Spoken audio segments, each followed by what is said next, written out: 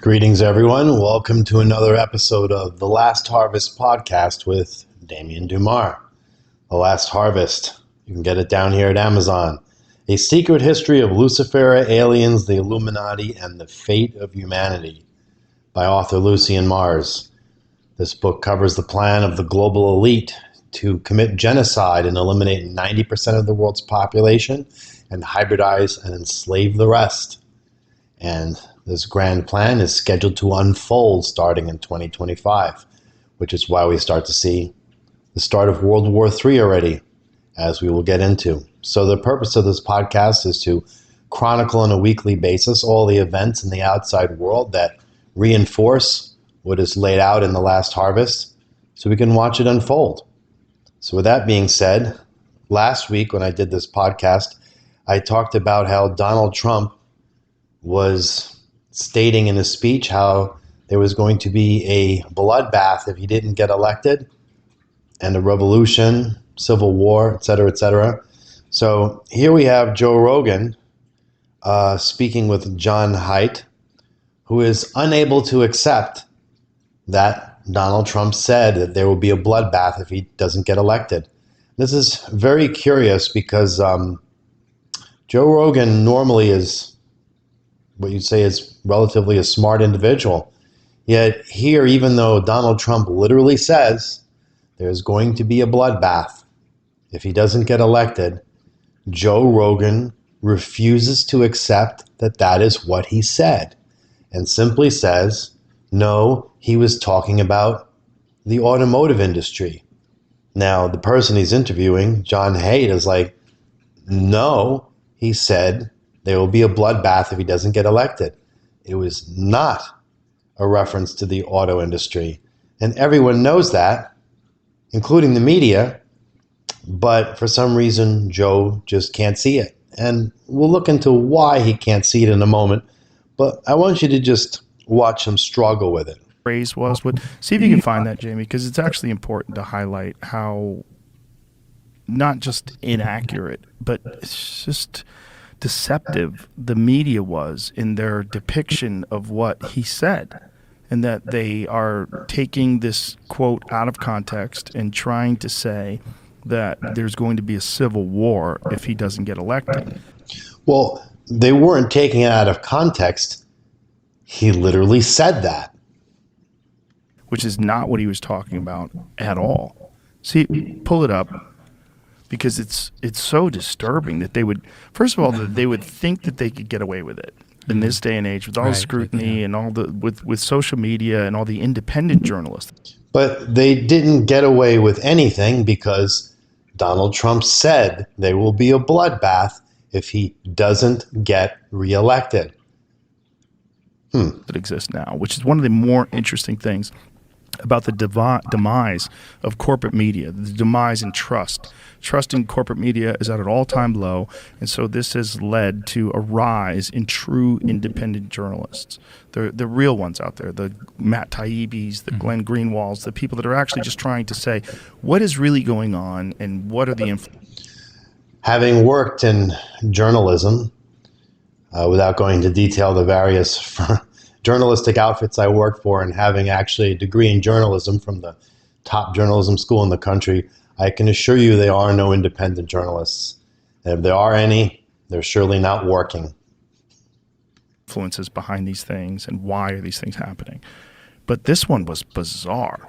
When I saw it, and then I saw the actual speech. Let's play the actual speech. Yeah, I have the actual speech. The headlines were different, but I'll just play this. Let's play the actual speech. To China, if you're listening, President Xi, and you and I are friends, but he understands the way I deal, those big monster car manufacturing plants that you're building in Mexico right now, and you think you're going to get that, you're going to not hire Americans, and you're going to sell the cars to us. Now, we're going to put a 100% tariff on every single car that comes across the line, and you're not going to be able to sell those cars. If I get elected, now if I don't get elected, it's going to be a bloodbath for the whole, that's going to be the least of it. It's going to be a bloodbath for the country. That'll be the least. See, notice he didn't say it will be a bloodbath for the auto industry. He says it will be a bloodbath for the country. Very important. Yet Joe is not capable of accepting this. It's right in front of his face, and he can't accept it. He can't see it. Why? It's a very interesting question. We'll get to that. And notice what Donald Trump said was, in other words, it's as an aside, he's throwing this in there, all your commentary about worrying what's going to happen in the auto industry, that's going to be the least of your problems because it's going to be a bloodbath in this country. It's very clear. Let's go on. At least have it. If this election isn't won, I'm not sure that you'll ever have another election in this country. Again, if this election isn't won, I'm not sure that you will ever have another election in this country. So tell me, Joe Rogan, is he still talking about the auto industry? I mean, this is really funny, but also sad. Let's go on. Does that make sense? I don't think you're going to have another election in this country. If we don't win this election, I don't think you're going to have another election, or certainly not an election that's meaningful. Really? He repeated it twice. Interesting. And we better get out, or we better. I actually say that the date, remember this, November 5th, I believe it's going to be the most important date in the history of our country. I believe that. I wonder why. So that's what he said. Well, that sounds pretty bad. That sounds like the Flight 93 election argument, that if I don't win, the country's over. But what he's talking about is this subversion of our economy. No, he's not, Joe. He's very clear. There will be a bloodbath in this country. If we do not win this election, there probably will not be another election. What is he talking about the economy? Look how Joe just can't get it. And the subversion of our democracy, that we will never have an election again. I don't think he's saying that it'll be a bloodbath in terms of a civil war. He's saying that the economy. Okay, if we never have another election again, does that sound like not a civil war? What circumstances could there be besides a civil war that will lead to not having an election again? Well, perhaps Donald Trump making himself a dictator, but there probably will be a bloodbath involved in that, right? He's going to be destroyed. There was no. I was listening for that. I was thinking maybe he meant it as a metaphor. Speech. I didn't hear any. I mean, the bloodbath is. It's an unfortunate term, but what he's not. I don't think he's saying it's a civil war. Unbelievable. I don't want to bore you with this. It's very painful for the next 4 minutes. You basically see Joe Rogan just refusing to accept what is right in front of him. The question is why? Well, when we saw the Joe Rogan and Cat Williams interview, Joe Rogan correctly pointed out that the idea of getting a chip inside of your brain is the mark of the beast, and he is correct on that. And he goes into great detail about this. But he also says that he cannot accept that there is a Satan that exists. He does not believe there could be a being such as Satan. So therefore, technology must be the evil at fault. And this is interesting that he can't accept the idea of there being a Satan because guess what, everyone? Donald Trump is Satan. Think about that for a second. He is possessed by Satan at this point. So when Donald Trump talks, anything that comes out of his mouth, it's not him. It's Satan. This is why Donald Trump, when he talks a lot of times, he messes up words and all this gobbledygook comes out of his mouth. It's because there's a frequency mismatch between Satan and the shell that is Donald Trump. There is no more Donald Trump. It's just Satan now.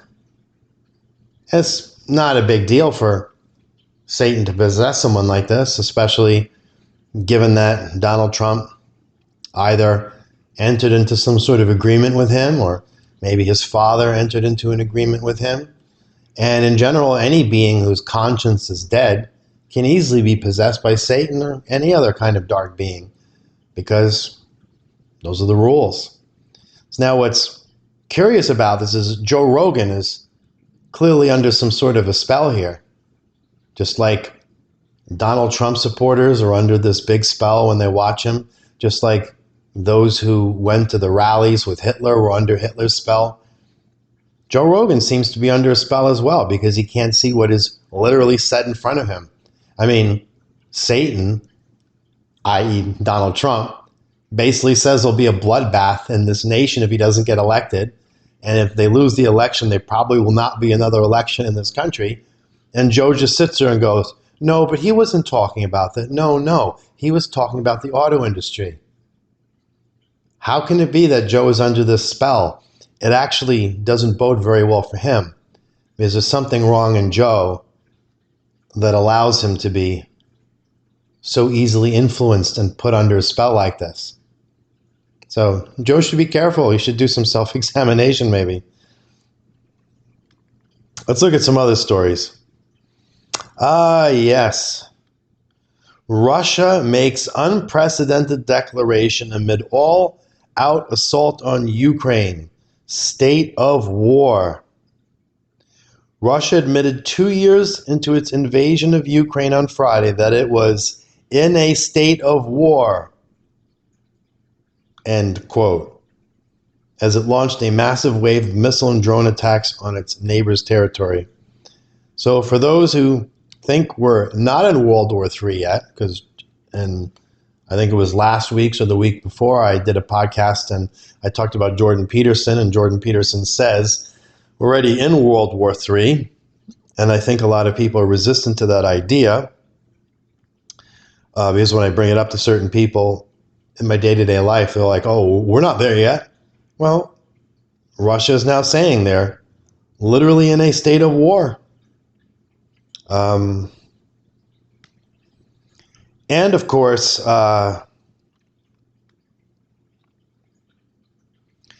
as Dmitry Peskov, a Kremlin spokesperson, says, yes, at the start it was a special military operation, but as soon as the whole gang, the whole of the collective West backed Ukraine, it turned into a war for us. Interesting statement. Well, it sounds like World War III, if what turned it into a war is the collective West backing Ukraine. Well, then Russia is basically really saying they're at war with the collective West. That's World War III. So I think we can say, as of the date of this article's publication, which was 1 day ago, we can say as of 1 day ago, we are officially in World War III. Something to take note of. Russia is preparing for an all-out war with NATO to happen sooner than originally believed. Well, yeah, I mean, given that Russia, as of yesterday, declared they're in a state of war, I don't think it's any shock that they would be preparing for a large-scale war with NATO, because if they're saying the reason they're in a state of war is because the collective West has joined with the Ukraine, then, yeah, World War III is here, and we're preparing for a big global conflict. Again, not my words. These are the words of the leaders of the world. Oh, here's another article. Russia preparing 100,000 soldiers for major offensive as Kremlin says it is, quote, at war, end quote, 1 day ago. So we are officially in World War III. Russia is amassing a new force of 100,000 troops for a potential summer offensive. Well, I'd say it's more than potential at this point because, in their own words, they are at war with the West, which is us. We're part of the West. We supply the Ukraine with weaponry, so Russia is now officially at war with the U.S. You don't hear that on the mainstream TV, but we are at war with them. We are at war with Russia now. How do I know? They just said they are. They said they're at war with us. They're at war with the West. We're part of the West. So it's funny. UFOs could land on the front lawn of the White House, and no one would probably pay attention to anymore because they're too busy on TikTok and Instagram. And here we go, Russia announcing that World War III has begun, and I'm probably the only person drawing people's attention to it. Well, let's look at what's next. This article backs up something I mentioned earlier. Russia seems to be using its Ukraine playbook to destabilize another European state. Experts warn. Basically, the gist of this article is that they're planning to do in Moldova the same thing they did in the Ukraine, and it's following the exact same pattern. And why would that shock you? I mean, why do you think so many countries in Western Europe are busy arming up and, well, they're preparing for Putin to go much farther than the Ukraine? Yes?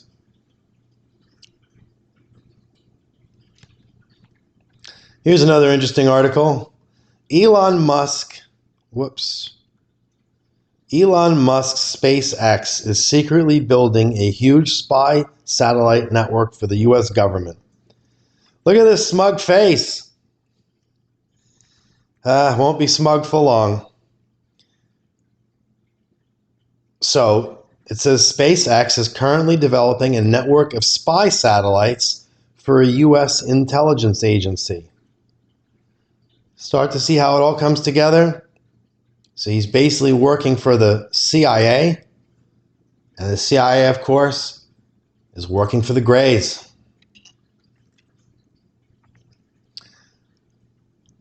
This initiative, which underscores the growing partnership between SpaceX and national security agencies, involves constructing hundreds of satellites under a classified contract valued at $1.8 billion with the National Reconnaissance Office, according to Reuters, which cited sources familiar with the project. The contract, signed in 2021, tasked SpaceX's Starshield business unit with creating a sophisticated satellite system to enhance the U.S. government and military's global surveillance capabilities. And it talks a little about military targeting and that sort of thing. But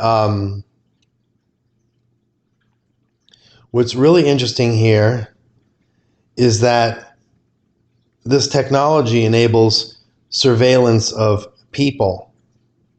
So, for example, this project known as Starshield aims to deploy a new spy system comprising hundreds of Earth imaging satellites that can operate collectively in low orbits. So how much you want to bet that this is not going to be used in your best interest? They say, oh, it's for national security, it's to compete with China. But when you see Elon Musk's smug face all the time in these images, you know that's not what it's going to be about. Let's take a look at something else here, very interesting. There was a paperback written in June 12, 2019 by an author by the name of Carl Berryman called 2025. And it is what's called disaster fiction or apocalyptic fiction. And the summary of the book is, a surprise attack launched from the International Space Station will result in 95% of the urban and suburban U.S. population dying within 2 weeks due to starvation, violence, and the effects of radiation. Now, this book was written in 2019. And what's interesting about Carl Berryman is that he was actually in the military. He's retired now, and he writes these books. And